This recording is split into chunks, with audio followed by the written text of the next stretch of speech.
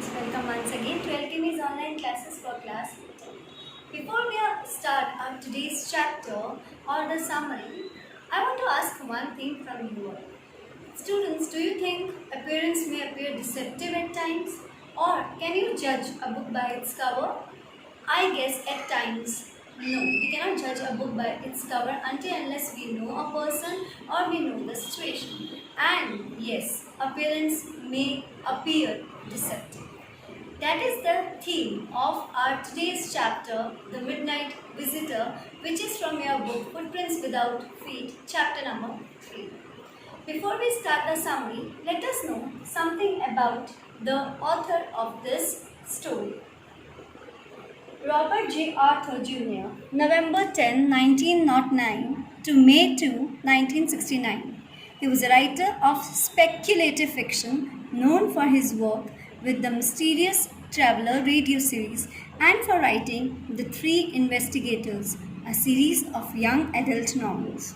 Arthur was honored twice by the Mystery Writers of America with an Edgar Award for Best Radio Drama.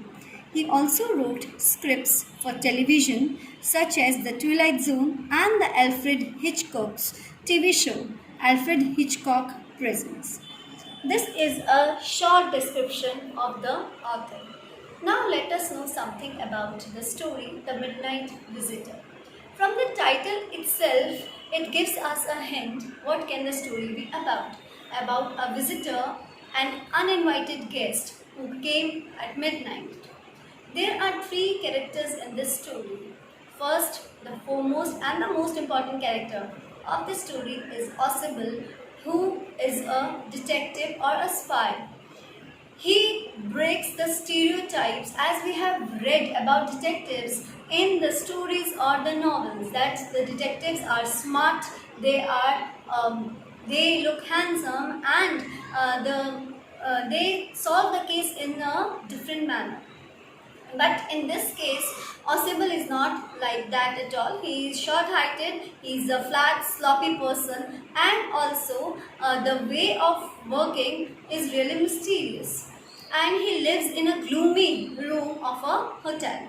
So this is one character. The next character we come across is Fowler, who is a young writer, and he happens to meet Ossible to get the plot for his next writing, the suspense plot he wants for his next writing, and he thought that he's going to get a great help from the spy agent Ossible.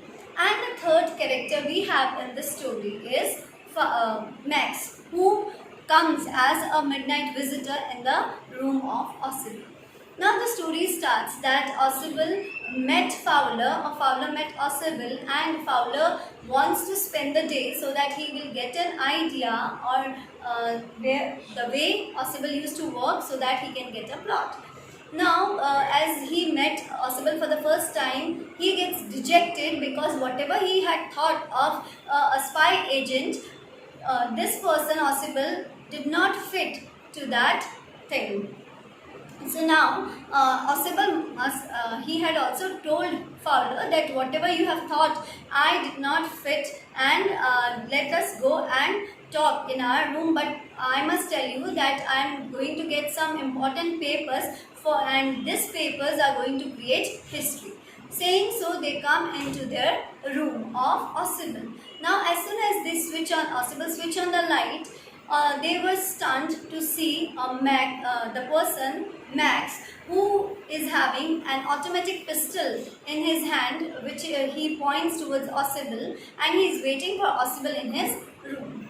Ossible did not get surprised, or he did not show that he was scared. Rather, he holds the situation in a very intelligent manner.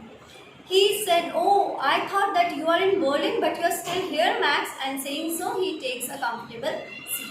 Now, Max says that I have come here because I want those important papers from you for that the things or the report regarding the missile. So please give me the paper, or else I am going to shoot you.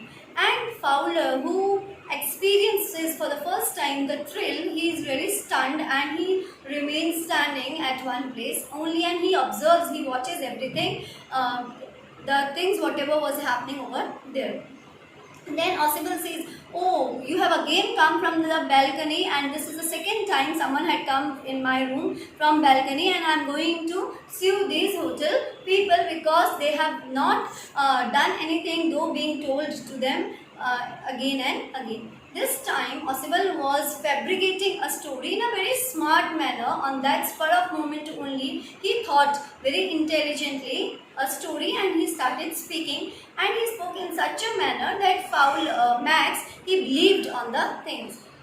Max said that if I would have known about this, why I would have used the master key to enter your room. I would have just used that balcony. And at that time only, there is the knocking at the door, and then Osable once again fabricated another story that now I guess the police is there because they have come here in order to give me the protection because I am having the important papers. Now this Osable, he says so, and he says the knocking at the door, the repeated knocking of the door is there. Max, he gets confused and he could not understand what to do. So he said, "Okay, tell the police to go away from here, otherwise it will not be good for you. And in the meantime, I am going to hide in the balcony of your room." Now saying so, he was holding the gun towards these two people, Osable and Fowler, and without looking, he just tries to step into the balcony. So as soon as he goes down, there is a loud sound, and then everything becomes silent. Then Osable opens the door, and then there was a waiter who had brought a bottle of wine along with 2 glasses. Fowler was stunned to see all these things. Then Osable said there is no balcony, and now Osable is not going to return because now he is no more, and there is no police waiting to come over here. With this, the story ends. I hope, student, with this you have come to know that appearance may be deceptive at times, because the person who looked to be a very sloppy person came out to be the most intelligent spy and handled the situation in the most intelligent manner.